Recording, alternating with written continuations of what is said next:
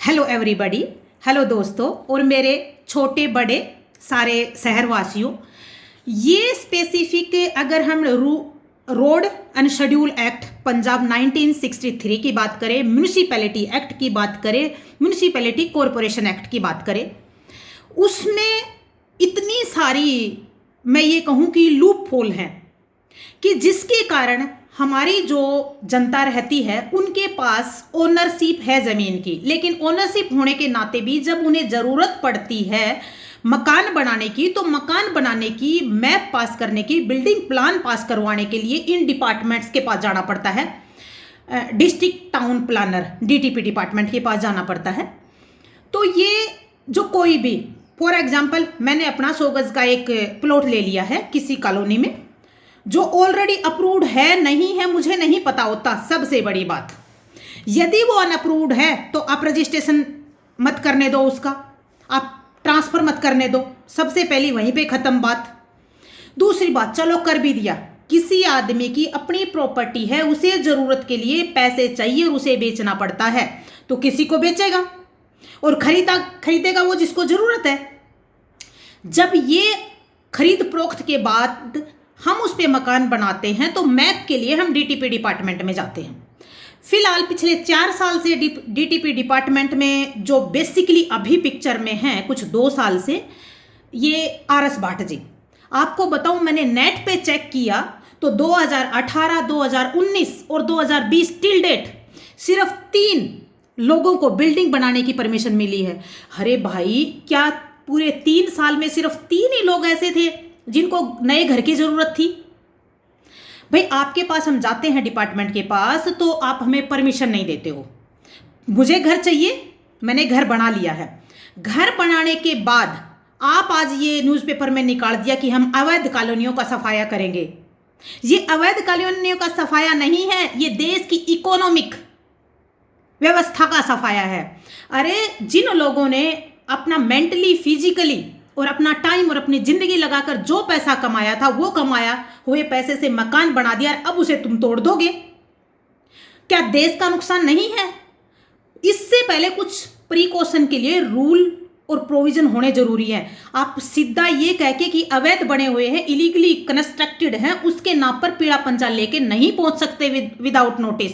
आप पहले नोटिस दीजिए प्रॉपर, उनकी बातें सुनिए और 99% कोशिश कीजिए कि जो ये इलीगली कंस्ट्रक्टेड के नाम पे बनाए गए मकान हैं, यदि पॉसिबल हो तो इनको अप्रूव्ड कीजिए। चार्ज लगा दो आप, सरकार को चार्ज भर देगी वो पार्टी, और चार्ज भी रीजनेबल होने चाहिए क्योंकि बढ़ चुके हैं।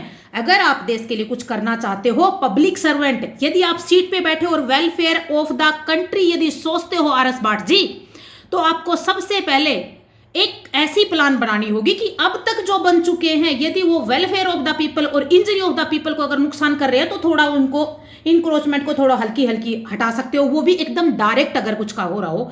आप किसी का घर नहीं तोड़ सकते हो। दूसरी बात, अब तक है उसको अप्रूव करो। आगे जो आपके फील्ड ऑफिसर हैं, जिस दिन पहला पत्थर रखा जाए उसी दिन आप उसको स्टॉप इट करो और उसे लीगल रास्ता बताओ कि आप ऐसे परमिशन ले सकते हो, और परमिशन करो और अप्रूव्ड करो। आप उस काम पर तो जोर दे नहीं रहे हो कि अप्रूव करो, और आप इस काम पर जोर दे रहे हो कि शहर का सफाया कर दो। अरे, कितने शहर का सफाया करोगे?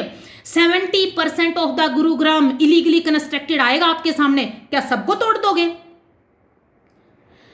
ये ठीक नहीं है। अगर बढ़ते हो तो पॉजिटिव बढ़ो, बढ़ते हो तो देश को बचाने के लिए बढ़ो, अगर काम करते हो तो जनता की पब्लिक वेलफेयर के लिए काम करो। ये थोड़े आपके मन में आया, आपने डायरेक्शन ली, क्योंकि जिनसे डायरेक्शन ली आपने गवर्नमेंट से, उनको तो एक्चुअली सच फैक्ट का पता ही नहीं है। क्योंकि गवर्नमेंट कौन होती है? The representative of the people. MLA, MP, CM किसने चुना? लोगों ने। और जो लोगों के चुने हुए लोग हैं, वो लोगों के बारे में बुरा कैसे सोच सकते हैं? पर आप उनको बताते ही नहीं हो। तो प्लीज एवरीबडी, इस चीज के लिए हमें एक मुहिम लेके आनी होगी ताकि हर आदमी को इस चीज से वाकिफ कराया जा सके। उसमें मैं आपसे भी रिक्वेस्ट कर रही हूं भाट साहब कि आप भी स्पेसिफिक उस वेलफेयर ऑफ द पीपल की तरफ काम करना शुरू करो पॉजिटिवली। और बहुत से इमिनेंट पर्सन है इस फील्ड में काम करना चाहते हैं, legal eminent person. I am ready to work. भाई हम ऐसे प्रोविजन निकाले, सरकार के सामने एक बिल एक ड्राफ्ट के रूप में रखें, सरकार उसको पास करेगी, उसके बाद स्टॉप इट करने के लिए हम आगे की कार्यवाही करें। तो इसीलिए आपसे रिक्वेस्ट है मेरी, तो प्लीज इसको सुनो, आगे फॉरवर्ड करो, हर एक आदमी तक इसको पहुंचाओ, ताकि हम इन शहर के लोगों के लिए कुछ कर सके और लोगों को बचा सके मेंटली, फाइनेंशियली। जब फाइनेंशियली आदमी को लॉस होता है, कोविड-19 के ड्यूरेशन में तो इंसान के पास खाने के लिए पैसे नहीं है, रहेगा कैसे? रोटी, कपड़ा, मकान, the necessity of the person, ये 3 चीज हमारी। तो मकान आप खत्म कर रहे हो, खाने के पहले हमारे लाले पड़े हुए हैं, कोविड-19 में जगह नहीं है, रोजगार नहीं है, काम नहीं है, डिजीज के कारण फाइनेंशियली और फिजिकली और ह्यूमन बॉडी लॉस होने लग रहा है। तो भाई कुछ ऐसा काम करो जिससे सारी सिचुएशन को देखते हुए कि best option, best way to government पहुंचाया जा सके। Thank you so much, I hope आपको पसंद आएगा। Please forward it and do work. आपको सोचना होगा, आपको साथ होना होगा।